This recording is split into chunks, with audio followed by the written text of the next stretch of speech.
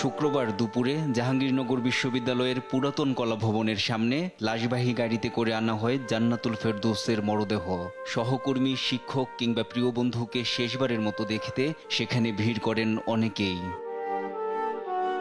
প্রিয় শিক্ষকের অকাল মৃত্যুতে শোকে বাক্রুদ্ধ সহকর্মী ও শিক্ষার্থীরা।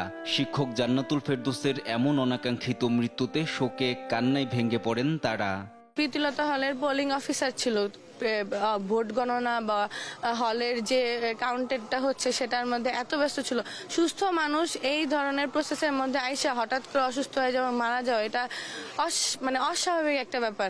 নির্বাচন কমিশন এখানে যদি ওএমআর মেশিন ব্যবহার করতো তাহলে এই ধরনের কোনো ঘটনা ঘটতো না। তার পাশাপাশি যখন আবার ম্যানুয়ালি করা হচ্ছে, কিন্তু ম্যানুয়ালি করার ক্ষেত্রে আসলে এখানে কোনো ভালো কোনো শিডিউল ছিল না যে সকালে কে আসবে, রাতে কে আসবে। আমরা দেখতে পেয়েছি আসলে সারা দিন ধরে যারা পরিশ্রম করেছেন গতকাল, তারাই আবার রাতেও অনেক কষ্ট করে ভোট কাউন্ট করতেছেন। জানাজা শেষে শিক্ষক জান্নাতুল ফেরদৌসের মৃত্যুতে গভীর শোক প্রকাশ করেন জাহাঙ্গীরনগর বিশ্ববিদ্যালয়ের উপাচার্য অধ্যাপক ডক্টর মোহাম্মদ কামরুল আহসান।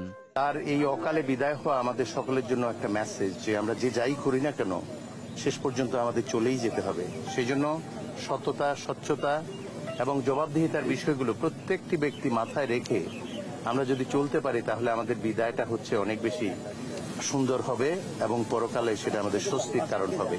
জান্নাতুল ফেরদৌস জাহাঙ্গীরনগর বিশ্ববিদ্যালয়ের চারুকলা বিভাগের ৪২তম ব্যাচের শিক্ষার্থী ছিলেন। পরে একই বিভাগের শিক্ষক হন।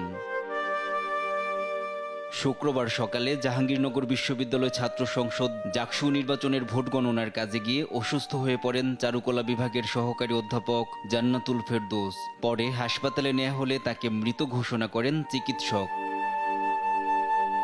NI নাহিদ, দেশ টিভি, ঢাকা।